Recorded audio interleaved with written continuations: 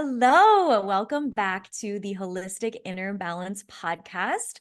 I'm Hadlee of Happy Healthy with Hadlee, and I'm here with, Dr. Nicole Cain. and I am so freaking excited for today's topic because today Dr. Cain is going to walk us through her panic-proof process. Say that 4 times fast. It is It is absolutely incredible. I got a little sneak peek into the process, and I'm really excited to have her take you through all of this. And the panic proof process comes from Dr. Kane's book called Panic Proof, which you can get in the show notes. We're going to link it in there. And you guys, I'm so excited for you to read this book. It's going to change your life. So, without further ado, let's get into the panic proof process. I'm so happy to be having this conversation with you. Me too. It's going to be so helpful for everyone. A lot of people ask me, what can I do to help clear panic or to combat panic or to be free from panic? And I think what's really important is to break that into two parts. Is number one is how do we address panic in the moment? And then number two is what are we going to do over time to help your body be recalibrated so that you no longer have to deal with panic. And I the love it. panic reset is designed for the latter. Its zone of genius is prevention and repatterning the nervous system. So if you struggle with panic, we have a ton of resources for you. Panic Proof talks about all sorts of things that you can do for the moment. And I would encourage you to really dive into that prevention piece where you no longer feel like you're putting out fires to try to stop panic in its tracks, but rather that you no longer are calibrated to experience panic to begin with. I love it. That's like my passion in life is prevention. It's why I went to school for public health because I was like, oh, they're into prevention here. Let's do that. And I love that you do both in the book because I think giving people that relief is so important, like in the moment relief, especially when we're experiencing anxiety and panic, like very acutely. Like we need some of that relief. And so I'm really excited for you to walk through some of that, some of the like immediate relief. But then we can also do all of these things to support ourselves to have it so that it doesn't actually happen over and over and over again anymore. We can break that pattern and we can start to feel more calm, cool, collected, even in those situations that maybe used to cause panic. Yes. The Mm. panic reset, it's a 4-step process and it's based in the research in neuroscience.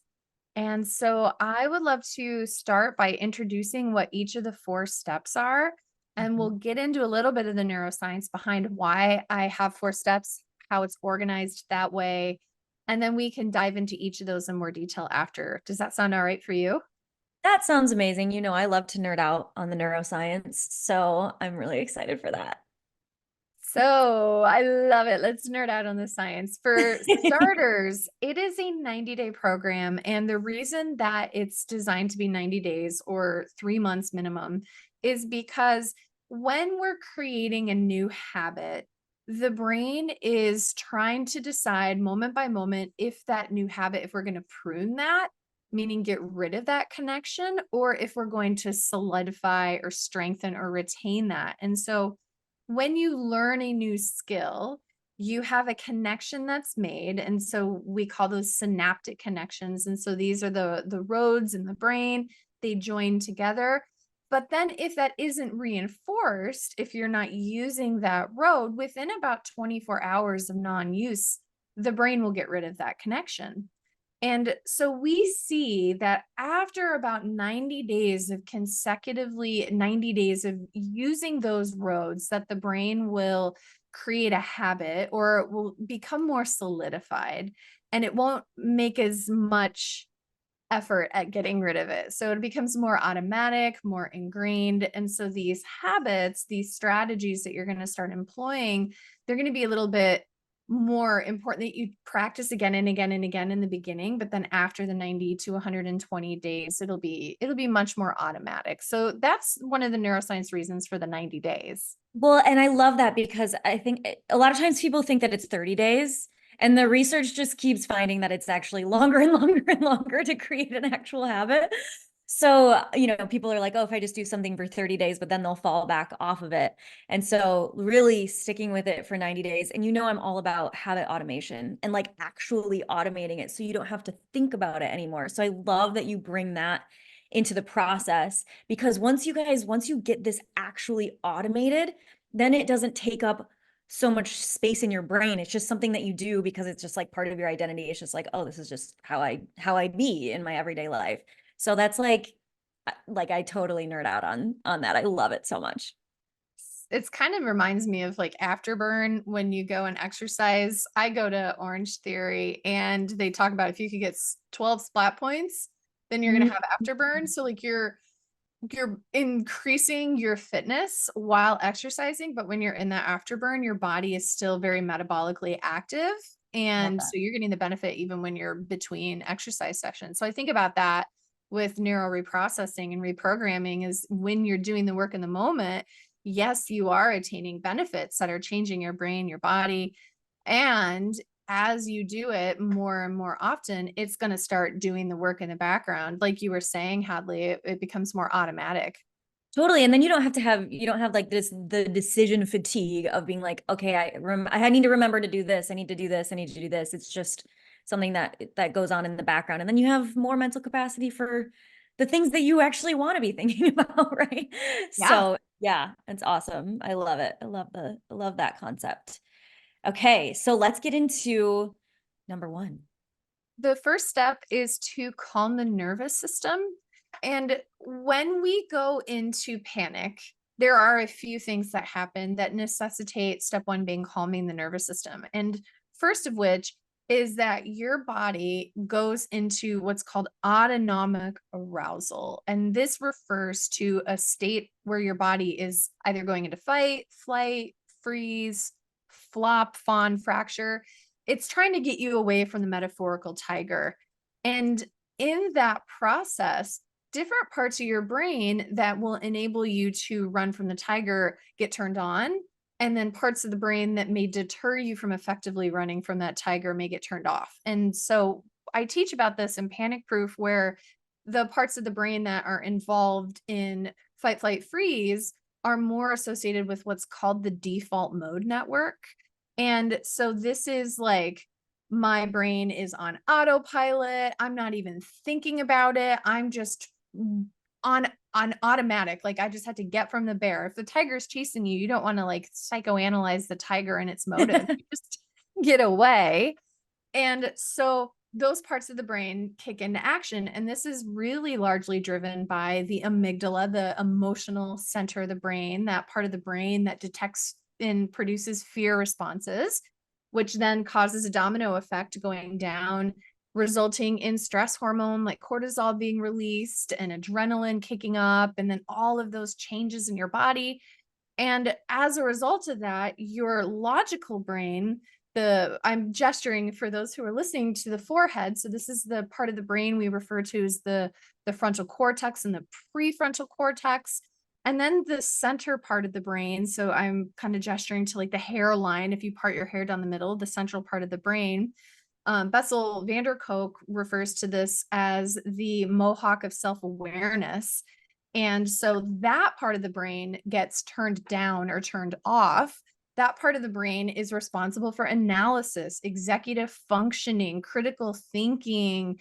And when you're running from a tiger, that gets shut down. You're not able to think logically. So that executive control network is offline, and that's driven by your nervous system being in arousal. And so the very first thing that we have to do is we have to calm that nervous system, because by calming the nervous system, you're going to switch out of that autopilot mode, that emotionally reactive mode that's making you feel panicky.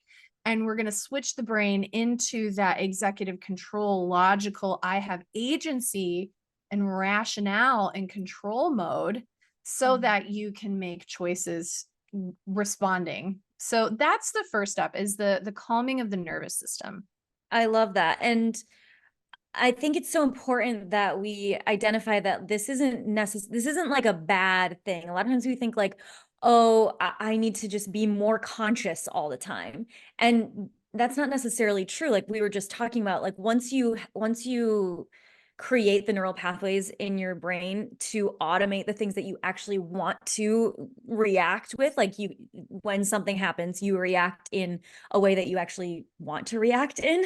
You can actually automate that. And so it's not that this is a bad thing, that we have this automation process in our brain. This is like actually a really, really good thing. Like if you were running from a tiger, like it would be really a beneficial thing. And so I love that you identify that, and that it's not like we have to, you know, we have to like master the brain or whatever. It's really that we're working with the brain and how it functions and everything. So really, really Yeah, cool. it's a very honoring process, because the person that like sat down and tried to psychoanalyze the tiger probably got eaten and did it to pass along that neurological response, as opposed to the other person who's just like, get away. And then they survived and reproduced, and then their descendants had that tendency. Exactly. I love that. So Yeah. good. Step one is calming the nervous system, and we can definitely get into strategies for doing that. Is you want to remove that obstacle to your logical brain kicking in. You want to calm the nervous system, get that autonomic arousal back down from more sympathetic fight, flight, freeze into what we call parasympathetic, which is that rest, digest, reproduce, kind of chill, calm state. And so the book, we go into strategies for that. We can explore some of that if we have time today. And then step two comes next. And this is recruiting and onboarding your wise and analytical mind. So remember, when you're in a state of panic or you're in a panic activation, that wise analytical mind is getting shut down by the emotional brain. So that default mode network is kicking in, and that executive control network, that I have control and agency, that's getting kicked off.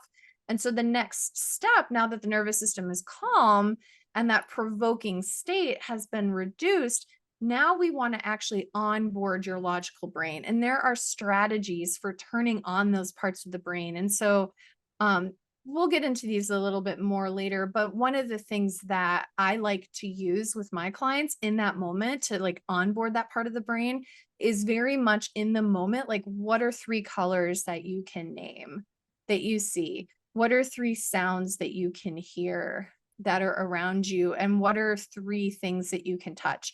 And so it's very much like, I have to think about it. It's right here. It's right now. It's not too complicated, but it's turning on those more wise parts of the brain that's associated with your prefrontal cortex there in the forehead, and then that mohawk of awareness. So that's step two, is onboarding your wise and analytical mind. I love it. It's like the ultimate present moment awareness, right? We hear like present moment. But sometimes when we are just like, oh, I just need to be present, I just need to be present, it's actually not very tangible. So I love that you're like, no, like actually identify what is here in the present moment, like three things. And I think that's so incredibly helpful. And they call it the 333 rule for anxiety. And so it's kind of nice, is just to like have that as a reminder. And again, the more that you practice it, you'll notice like, okay, I'm getting stressed, I'm getting activated, I'm noticing signs that I'm going into autonomic arousal. So I need to like work on bringing that down with the strategies that we're going to teach. And then you're like, okay, now I need to mindfully like just turn on that switch to my analytical wise mind, 333. And so then you're prepared for the third step. Oh my gosh, it's so good. And now I'm like on the edge of my seat. What is the third step? I love that because you've read it. You're still on the edge of the seat. It's so good. It, I think so. Yeah. It's my favorite. And I so know. I know. It's like I love learning these things from you, like because you just get so lit up and it's so fun. It's so fun to learn from you. thank you. It lights me up because it actually works. It, Yes, like, totally. I'm like, oh my gosh, this is magic. This is like wizardry. And Yes.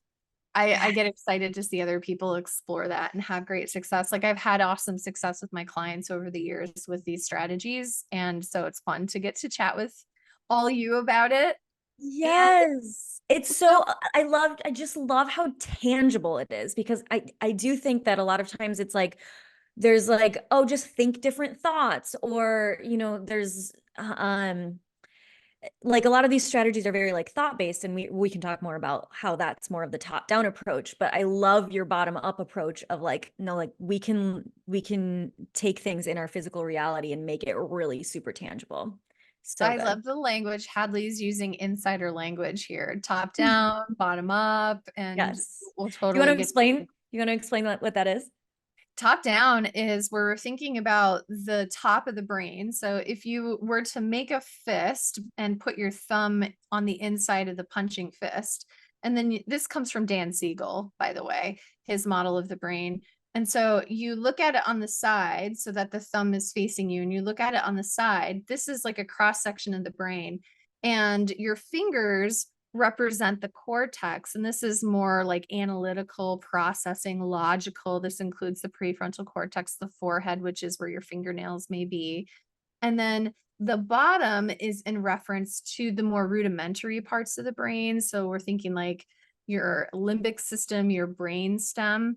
And so when we do top down approaches, this is more where we start with logic and reason and rationale to try to change the way that we feel or exist in a situation. But as we've just discussed in this conversation thus far, is that sometimes this part of the brain, that logical part, gets shut down when we're not autonomic arousal. So top down things don't work. So people will say like, just calm down, or there's no reason to panic. And like that's completely invalidating for the sufferer. And also it's not neurologically congruent. Like you can't, if that part of your brain is completely offline, then you can't just will it to be back on. You have to follow these 4 steps. So the bottom up approach, it sometimes when people use the language bottom up approach, they're talking about the bottom portions of the brain. I like to use the language, you start with the body and go to the brain, because I think that makes it more concrete. Yeah, that's And how I like to think about it too. Totally. yeah, Yeah. so like bottom up would be working with like the breath or touch. Hadley, you teach a lot on like self-touch and self-massage, and anything like smell and taste. We'll teach about that in the calming in the nervous system, but the stimuli, that's working with the body, and that's more of a bottom up. Totally. I love it. Amazing. All right, let's get into number 3. When we think about, now we've calmed the nervous system, we've calmed the amygdala, our logical brain is now back online. So you're able to think and you're able to rationalize. Now's the time to start the process of reintegrating your body and your brain. And this is particularly important if you find that you feel one way in your mind and your thoughts, but your body feels something different. Do you resonate with that, Hadley? Yes, it's so good. Yeah. Like I love that I love that you call it reintegration, because I think feeling integrated is how you kind of feel like you're in flow, like in life in general. Like when you feel integrated with your mind and body and like your values and all that, that's how it feels, like you can feel good. And when you're not integrated, it feels like, the word that I use is icky. It just Yeah. feels like off and like friction. Yeah. So that's awesome. Yes. Yeah. Tell us more about how you actually reintegrate. So you're listening to this conversation, and I want you to ask yourself these questions. These are signs that maybe you aren't integrated. And so integration being that your logical brain and your body are on the same page, that they're on board with each other, as opposed to like doing their own things. And so I'm going to ask you, there'll be a few examples that I'm going to share with you. I want to start with just a concrete example from my story. My life is that I was flying to San Diego to visit Hadley recently, actually, and we hit some really bumpy air.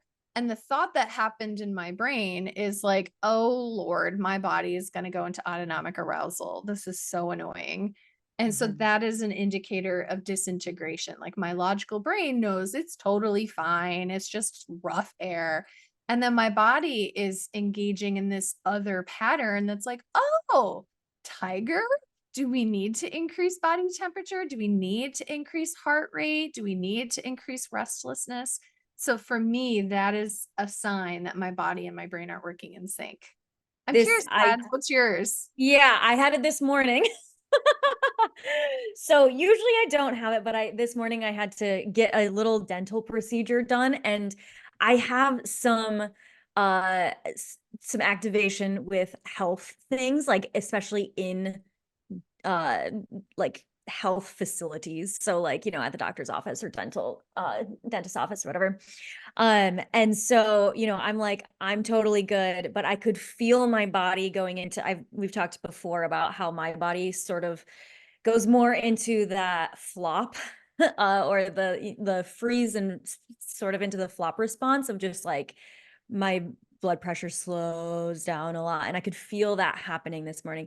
The procedure wasn't very long, so I was able to kind of like work my way through it, but I could totally feel that. And I was like, huh, this is so interesting that my body is doing this, even though my mind is totally, it used to be that my mind would also kind of go into that place, but now my mind is in a place where it doesn't, but I can observe my body going into it. It's so fascinating. Yeah, that kind of meta process, like awareness of the awareness. Totally. Yeah. Yeah. Yeah. So And wild. so for those stories, you and I would each in our own unique way benefit from doing integration work in that. And maybe I will at one point integrate my experiences going to the dentist and then need to integrate the flying piece. And for you, you may rock and roll that health piece, and then something else may activate you and need reintegration. It's just all your body is providing you opportunities to understand what needs healing and how, so that you can get healthier and more balanced and more alive over time. I love it. I love the way that you look at symptoms in the body and in the mind, and how it's all just data. It's all just there to give us information. And it's not a bad thing. We don't have to label it as bad or wrong. It's just, oh, hey body, okay, you're telling me this. So now we can do these integration practices. Mm. So here are some signs that maybe your logical brain and body aren't working in sync. And one is that you start to notice you're maybe depersonalizing a little bit. So you don't feel like you're quite in your person, quite in your body. You're maybe, some people will depersonalize so much that they feel like they're not attached to their body. Their heads may float up, their arms may float out. They may totally just leave their body and look down from somewhere else. Mhm. And there's also derealization, which may be where I feel like I'm not quite in touch with the world around me. So kind of like zoning out in a fog. Some people say like I feel like I'm behind glass and the rest of the world's on the other side of it. And Mm. so these are signs that you're getting more, it's, we call this a default mode network takeover, where that autopilot part of the brain is shutting down your executive control, your logical parts where you have control, and you're zoning out. So that's a sign that Mm. your brain is kind of leaving the conversation. Another would be that you have less activity in the prefrontal cortex, that logical part of your brain. This is a hallmark of thought anxiety, where you might find that you're having a hard time thinking rationally, or you might get thought anxiety that is like really slow. Like one thing that used to happen to me a lot is I would get like a couple of words like cycling in my brain over and over, or a melody, like a short melody over and over. So now you have this like almost like short circuit, if you will, in your prefrontal cortex. Another sign, number three, is that you have hyperarousal. So, Hadlee, you have hypoarousal, where your blood pressure was going down, everything is starting to slow down and shut down. Hyperarousal, on the other hand, may be what I experience, where my heart rate goes up, my blood pressure goes up, I start sweating, I feel hot. And the last one is increased activity in the amygdala. So if you feel like your emotions are bigger, your sensitivities are bigger, your startle response is bigger, your mood swings are bigger, those are indicators that you're not quite in sync, because you're noticing these from more of a meta objective experience. Wow. Yes, I love that. And so the word that comes up when you're talking about this, and I'm curious if you would call it this, is dissociation. Is that what you would call it, or do you purposefully not call it that? I would call it dissociation for sure. I Okay. like to look at the subcategories under dissociation because sometimes people will resonate more with one versus the other.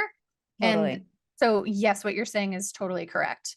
Okay, cause yeah, I feel like a lot of times people will think that it's the first one that you talked about where it's like it has to be like an out of body experience or something, but it's not necessarily. So dissociation could be all of those things that you just described. Okay. Yeah, I like kind of think of them as like a Venn diagram. Like they have some overlapping parts, but the way you experience them may be just slightly nuanced. Totally. Yeah, and I've experienced the second one that you were talking about really resonated with me because when I had mold exposure a few years ago and I like was like itchy all over my body, it was like it wasn't like I was like on top of myself looking down or anything like that, but it was very much like I'm not in my body at all. I'm totally just separate from my body. So yeah, that really resonates. Yeah, I imagine it didn't feel safe to be in your body, that your Exactly. body and your mind, your sense of self maybe felt like they were at odds or at war or couldn't exist together. Well, and the thing is too that like it's like I'm grateful for that capability too because I literally didn't feel safe in my body because I wasn't really safe in my body and so it was an adaptive mechanism that was actually benefiting me at the time. And I have since then worked through those health issues with the mold exposure and everything, but yeah, it's these things are here to serve us. And sometimes they become maladaptive over time if they continue doing that. So Absolutely. They are here to serve us and they can become maladaptive. I think I talk about the sticky factor. And so oh it's like yeah. you live in Alaska in the winter and you adapt by putting on a coat. And then you move to Brazil and it's very warm. And if you don't continue to adapt and that coat is sticky, it's stuck on you, you don't adapt and take off the coat, then you will suffer. You will get symptoms that are coming as a result of that. What was a wise adaptation, but has become sticky and is no longer an adaptation. It's a problem, it's a symptom. Mm. Oh my gosh, it's so good. Okay, the sticky factor, I love that Yeah. term. That's great. The sticky factor is also a great way to assess progress. And so, as we're healing from panic and anxiety, is that it will always be a process of two steps forward and one step back, give or take, right? And Mhm. so, oftentimes, people will imagine that healing is very linear, like I just get better and better and better and better, and I'm totally healed. And in my clinical practice, I see it as you're gesturing it. It's like that kind of up and down, like ocean waves, but the ocean waves should be having a net uphill kind of a directionality to it. But I feel like the hardest part, so if you're listening to this conversation and you're on this journey and you were getting some results, but now you're in a setback, is I hear you and to please stick it out because that I've seen with my clients, if we can get over that first one step back, if we can get over that first hurdle, then you're going to be in such better shape. But that discouragement that comes from like, oh my gosh, I thought I finally found it. I feel like I finally got the answer. I'm getting better. My rash is going away. My panic attacks are less frequent. I feel like I'm finally getting there. And then you start to regress and you get a setback. And it's like this despair can set in for people. And they're like, oh my God, I was wrong. I'm going to give up on this. It's not working. And I would encourage you to remember the sticky factor. So as you're getting better, the stickiness will start becoming less sticky. Kind of Mhm. like as you chew chewing gum over time, it just starts to disintegrate in your teeth, right? It just breaks down. So maybe Yeah, you'll take your coat off for like a second and then put it back on. And then you'll take your coat off for 10 seconds and then put it back on. And then, as you get better and better, that stickiness of the adaptation will become less prominent.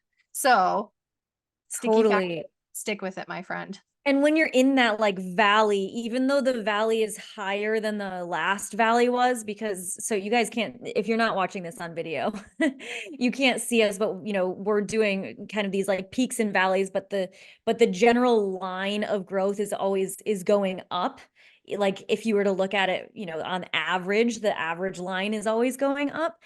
A lot of times it feels just as bad as the first valley. Like the one that's like actually way higher up on the graph feels just as low as the last one. But when you can identify, when you can look back, maybe you like journal when you're in your low points so that you can look back and be like, actually, I am so much better off now than I was before. That can be really, really helpful as well, because sometimes we think that we like fixed it and then we like fell off and it's no longer fixed and like, oh, we actually just failed at it. But that's not at all what is happening for almost everyone. So looking back and seeing, okay, I actually am further along than I was before, and looking at that sticky factor, I think is a great way to do it. I love what you're describing too. And that's in the Holistic Wellness Collective, I have the wellness roadmap, which the whole first step is setting expectations of when we think of healing the mind, the body, the nervous system, recalibrating your immune system and your hormones and your gut microbiome and rebuilding those roads and pulling out the old ones, is that takes time. And so what are your expectations? Are you expecting that you're going to start recalibrating your nervous system and then never have a panic attack again? And is that objectively reasonable? Right. Or I've had the opposite where patients will come see me and they've been with a clinician for 10 years and they haven't made progress. That line that's going up towards improvement has just been plateaued the whole time. And their expectations were like, I just thought that I should have to suffer the rest of my life and we're just maintaining. And so that whole first step is to really get clear on your expectations and what is doable and reasonable, and then holding your treatment protocol accountable to making sure that you're meeting your metrics. So if you are seeing a clinician or if you're doing your own self work, is like Hadlee says, is like write down your symptoms. I always say to do it on a Likert scale, a scale of like 0 to 10, 10 being the most intense. It's never been more intense for you. 0 is it isn't a problem, doesn't exist for you at all. And then doing that at the beginning of treatment, and then say, okay, within 3 months, if I was to see a 20% improvement, what would that look like? Write that down and then schedule a time to go back and reassess. And so if you're not making the progress that you think is expected, then that may be an indicator that there's something missing in your protocol, or maybe you need to adjust something that you're using. Like maybe it helped you with one layer of the onion, but now you're in a deeper layer and it needs to be shifted. So that was actually a really good sidebar, Hadlee, and I thank you for that. That was good. Oh my gosh. Yeah, that was really good. I think that's going to be a really good tangible thing for people to take away. Like you can do this right now. Like where are you right now? You could even do it retrospectively, like where were you before, just to see how far you actually have come since the last time. And so you can, the last episode or whatever, you could even just say like an arbitrary date, maybe 1 month ago or 2 months ago or whatever it is, so that you can then go forward from here. Yeah. So I let's love it. finish up with step 4 is we'll introduce that. And then if this is an interesting conversation for you and you guys want to hear more details about these, definitely let us know in the show notes. I would love it if you wanted to buy the book, because we talk about this and there's tons more detail. Buy And the book, buy the book. please, that would be amazing. And so, yeah, We're going to get Dr. Cain on the New York Times bestseller list. This is what I'm manifesting. that would be amazing. I would so like be tickled. My soul would be on cloud 9. Yes. Yeah. Yes. So buy the book. Buy the book if this is something that is resonating with you. Which it's so resonating with me. Oh So my why gosh. not? Okay.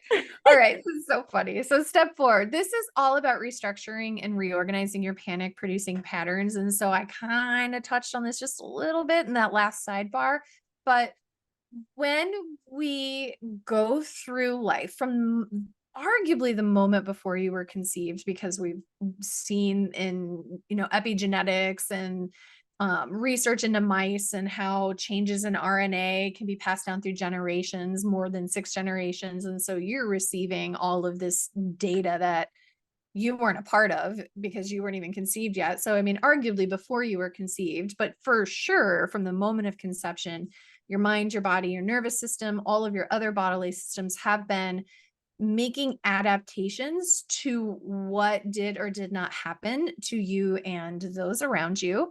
And these could be for better or for worse. And so a lot of the language in that we use right now, we use language like trauma and triggers, but I feel like we have an opportunity to expand that language to make it a little bit more inclusive of the whole spectrum of experiences and not Mhm. just like combat veterans. And Yeah, so totally. we're seeing in neuroscience that all of these experiences that you adapt to it. So if you have a shoe and you've been walking in these shoes and you're wearing the insoles a little bit, you're going to hyperpronate, and then it's going to affect your knees, and it's going to affect your hips. It's going to affect your back and your neck. Like there's a whole body adaptation. The shoe wearing in such a way is neither good nor bad. It just is. And it's the same with all the experiences that you've had. And so these patterns have been encoded in your thoughts, in your feelings, in your behaviors, all of it. And now you have the opportunity to reprogram your life the way that you want it to be, because you have been being programmed by your RNA, by your experiences, by epigenetics, by nutrition and habits and culture and marginalization and economics and climate change and all of the things, right? You have been being programmed. And now we have the opportunity to reprogram. And you can do that on yourself. And neuroscience shows us exactly how we can do that. And we also know that you can do that at any age. It used to Mm. be that people are like, oh, your brain stops growing in your early 20s. And so you're kind of stuck there. Good luck. They're like, good luck. And that's just not true. The brain is incredibly plastic, and there are things that we can do to increase brain plasticity. And so, like, that beyond habits and strategies, which is like Had's a zone of genius in her group and her membership and all these things. It is that there are supplements and nutrients like brain derived neurotrophic factor boosting supplements. There's herbs that increase brain plasticity. I'm thinking of Vena sativa or ginkgo biloba, things like that. And so you have the power to restructure, reorganize panic producing patterns so that you are no longer programmed to panic to begin with. So now that you've got your nervous system calm, you've onboarded your logical brain, you've restored that reciprocal relationship between the mind and the brain, and now from an integrated self, you can reorganize, reprogram, restructure those panic producing patterns. And so we could totally get into a whole other conversation about how to do that. But one strategy that I like to teach about is yoga. Mm. And yoga does that in such a profound way. And I just give like one example of a body position that yoga is doing that with? Please do. Yes. This will be so In helpful. in orthopedic medicine, so I have a mentor and he teaches about how when we go into autonomic arousal, remember that's that fight, flight, freeze, our body will typically pull into a specific position. So think of like a boxer. So you have a fist made, your elbows are in flexion, your elbows are bent, pulled up against your body. Your shoulders are often rolled forward, your back is hunched, and your legs are straight, and kind of imagine like pushing you off to run. And so when you get activated in panic or anxiety, you will go into this pattern oftentimes. And then reciprocally, if you find yourself in this pattern, it can tell your brain that you're in danger, even when like it wasn't there. It started with the body. It's a bottom up process, right? And so Mm. what yoga has is this beautiful sun salutation where you do the opposite, where you extend your arms out, you put them into extension. You may extend them over your head, your hands over your head, standing tall. And then you may go into mountain pose and have your arms straight at your side, your shoulders rolled back, your chest up, and your back straight. And there's even in yoga where we're bending our legs. And so we're getting into these wonderful cat-cow poses. And so our spine is being moved. It's in flexibility and mobility. Our knees are bent. And so a simple vinyasa flow can be one of the ways to start reprogramming the way that your body is existing and the connections that it's making. So tell me Oh, what you think. oh my gosh, I love it so much because we've talked about before too, when I'm thinking about a sun salutation, there's kind of like the back bend and opening up like that, and then there's also the bend forward and you go back into that flexion state, and then you do it again and you come back out of it. And that, like, it's not just forcing you to just open up, because that can actually dysregulate your nervous system more. It's having you open and then close back down, and then open and then close back down. So it's just absolutely genius. And of course, I love all things ancient Indian systems, including yoga. And so they were just geniuses. And I love that modern science is now seeing the proof of all of these things. It's so, so cool. Yes. Yeah. It's such a great, and even like 2 minutes a day is enough to really solidify those connections. So we were talking about why it's a 90-day reset is because you want to do it 90 days consecutively. And it doesn't have to be like 90 minutes for 90 days every single day. It can be quick. It can be 30 seconds. It can be 2 minutes. And so it doesn't have to take over your life like anxiety and panic does. Totally. Can you give us in closing, can you give us like a 30-second little thing to do that could be something that you do like for those 90 days? Yeah. So maybe you begin your day and you start by breathing, and you start by belly breathing. So maybe you get out of bed. So you wake up, you interrupt that kapha energy, you get out of bed and you sit on the floor and your knees are bent and crisscross applesauce style. Maybe your arms are an extension, your shoulders are back, and you inhale through your nose, you draw the breath down into your belly, you feel the diaphragm push down, your belly goes out. Now you've activated your vagus nerve, you've filled your body with fresh breath, you exhale out carbon dioxide, you exhale out stress. So now we've calmed the nervous system with the breath, and you could do just 6 breaths. That could be enough. And then you can think about what you're grateful for. And so that can onboard your wise and analytical mind, is to think about, like, I am grateful for the sun. I am grateful for the feeling of my seat on the solid ground. I am grateful for the breath. I am grateful for getting to talk to you on this podcast episode today.